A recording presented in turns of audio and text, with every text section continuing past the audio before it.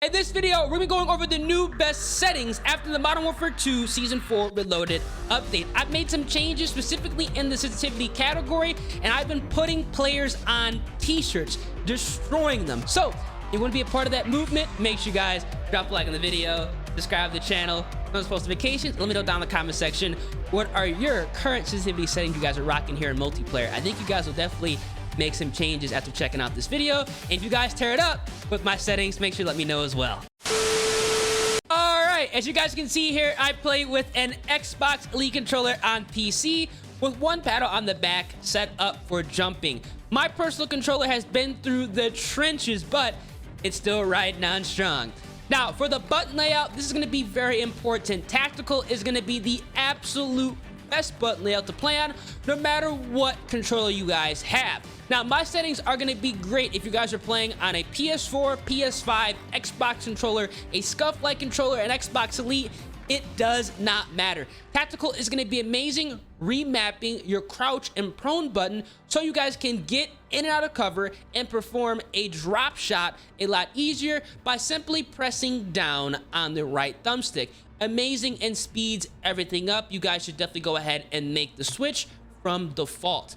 Now, what you guys are also going to see under my personal settings is my controller vibration is turned off. This is a setting that I personally always turn off whenever I load up into a new Call of Duty game. Vibration messes up my accuracy at longer ranges, and that's where a lot of people are going to fall short. So going ahead and disabling this just makes it a little bit easier and less stick play at those long range engagements. But this might be a setting that you either turn off and turn back on, or just turn it off and never switch it back on. It's just something you want to go ahead and test out and kind of fill out for your own personal experience. Now, this is where things get very important under the settings category here. I've made some changes yet again. I can officially say that I am no longer running a low sensitivity. Some of you guys might consider this low, but I have bumped up my horizontal and vertical to 8. Now, this is going to be very important because I have been kind of trying to speed up my gameplay just a little bit more, running around a little bit more with some submachine guns, and the 6.6 was cutting it, but the 8.8 has been hitting different. Now, if you guys are trying to truly improve your aim, accuracy, and gun skill, I am still a firm believer that the lower the sensitivity, the better. The best kind of range, in my personal opinion, is going to be between a 4 and a 6. And once you start to get used to things, you can bump it up to a 7, you can bump it up to an 8, but I think 8 is going to be the furthest I'm ever going to take it because I can literally still turn on players and also be accurate at longer ranges, even with weapons that have some amount of recoil. Now, even though I have bumped up my sensitivity, I have made some compromises here. My ADS sensitivity multiplier used to be at a 0.75. I have now reduced this to a 0.7, so I have even less stick play to compensate for the higher sensitivity. Now, this is going to be very important here. Whenever you guys are bumping up your sensitivity, you want to compensate it for that 80 sensitivity in multiplayer. So again, you have less stick play, so your iron sights or optic is not going to be wobbling as much with the sudden movement of your right thumbstick. So definitely go ahead and adjust this accordingly. 8.7 is going to be amazing in my personal opinion, especially if you're used to a 4, 5, or a 6 sensitivity and looking to go ahead and up the ante a little bit. Definitely go ahead and give this a try. Now, obviously, my sensitivity in multiplayer, these are all going to be default. I've not messed with any of these settings. My vertical aim axis is going to be default. I've not messed with any of these. But again, all of these are going to be the same as well. Now, I do have an automatic tactical sprint, again, to kind of help out running and gunning because that's what I like to do in Call of Duty. I like to be mobile. I like to go ahead and rotate from spawn point to spawn point, hard point to hard point, wherever I need to be on the map. Automatic tactical sprint makes that a lot easier to get done. Again, everything else is going to be the same here. I've not messed with any of these. Now, under the advanced setting, my target aim assist, obviously because we play on a controller, is turned on. There's absolutely no shame with playing on aim assist. My aim assist type is going to be on default still. Now, if you need some additional help with aim assist, you can go ahead and put Black Ops enabled. This is going to be kind of a stickier aim assist. And honestly, if you have been playing on a 4, 5, or a 6 and looking to bump up your 6 sensitivity, setting this to Black Ops is going to be a little bit easier for you to go ahead and adjust it. But me personally, because Call of Duty likes to go ahead and make sudden changes to random things that might not need to be touched, I do recommend staying on default, because actually at the beginning of this Call of Duty game, they did nerf Black Ops aim assist. The last thing what have happened is having to relearn how to aim. So that's kind of why I keep this at default, just as a safety measure. Now again, everything else is going to be the same here. Aim assist response curve type, I've kept this as standard. This is going to be the same velocity. I do not want to go ahead and have to relearn anything, you know, if they do a sudden in-game update. But again, everything else is going to be pretty much the same here.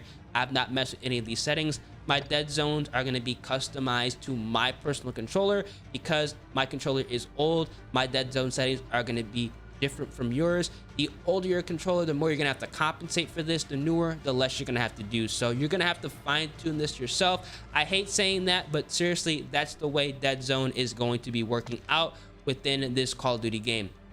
But again, everything else is gonna be the same here.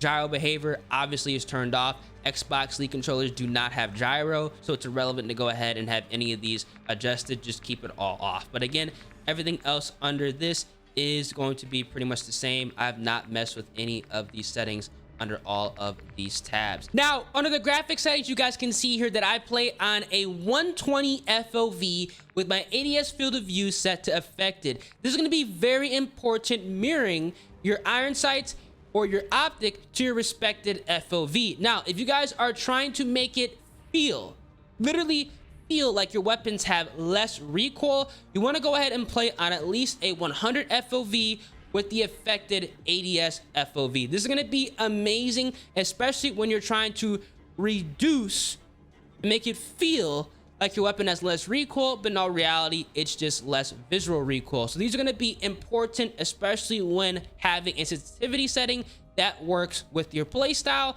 and depending on how new you are to figuring out how to control aim, accuracy, and overall improving your gun skill. Again, everything else here is gonna be the same. I've not messed with any of these settings. These do not need to be touched. The only two you need to go ahead and adjust are gonna be your FOV and your ADS FOV as well.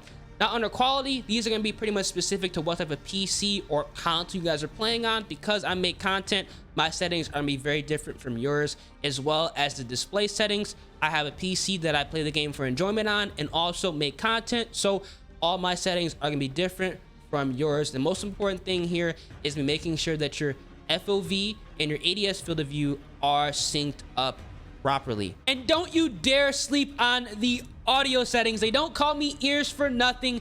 Headphone bass boosted is gonna be amazing. This is gonna feel like the super crunch setting in the OG Call of Duties, pretty much increasing the footstep audio and the gunfire audio, so you can pinpoint where enemies and teammates are without the use of a UAV or an advanced UAV. This has helped me out on countless nuke streaks, kept me alive, and overall kind of makes me feel one within the game. Now, I play with Astro A40TR headsets, but it doesn't matter what type of headset you have. If you bought a headset within the last 5 years, headphones bass boosted is going to be good to go. I bought these headsets back when Infinite Warfare was the main Call of Duty game, and that was a long time ago, and they're still running perfect. So definitely go ahead, make this adjustment. You're going to love it. It's going to allow you to go ahead and get on a lot of streaks and stay alive. Very important, alive on those streaks a hell of a lot easier. Now, master volume is cranked all the way up. I love it. I like to feel like I'm inside of the game, and having a headset like this, quality headset, it's gonna make everything a lot easier. Again, everything else is gonna be the same here. I've not messed with any of these audio settings. You don't really need to. You can keep it how it is by default. Just make sure you guys go ahead and mess with your headphones bass boost and crank that volume all the way up. And finally, under the interface tab, the only thing you want to go ahead and adjust in this is make sure your mini map is set to square and not the circle. Sometimes the game defaults to the circle. Square is going to give you a bigger picture. It's overall going to be a lot easier to read as well. If you want an individual video on how to read and analyze the mini map, let me know down in the comment section. And what I've also done within the settings here under the interface is I've actually changed the way that the stun grenade operates. I've actually made that so it's now going to be inverted, so it's not going to be as annoying. My inverted flash is enabled, so it doesn't feel as annoying when you get flashbang. But these are going to be all of the settings under interface. You guys should definitely go ahead and adjust. And that's going to be it, man. These are going to be the best settings after the Season 4 Reloaded update. The most important thing you guys should definitely go ahead and adjust for your settings this season is make sure your button layout is going to be on tactical, and also try out 8.8 and do not forget to turn down your 80 sensitivity in multiplayer to kind of compensate for this. Obviously 4.4 and that 6.6 is going to be perfect if you're trying to truly understand how to improve your aim, accuracy, and gun skill, but that 8.8, if you're an aggressive player, it really does hit different, and you're able to outmaneuver people, turn on people, and pretty much put them on a t-shirt. So if you guys enjoy the content, drop a like on the video, subscribe to the channel, turn those post notifications. It's been your boy Ears, and I'm gonna catch you guys in the next video. Deuces.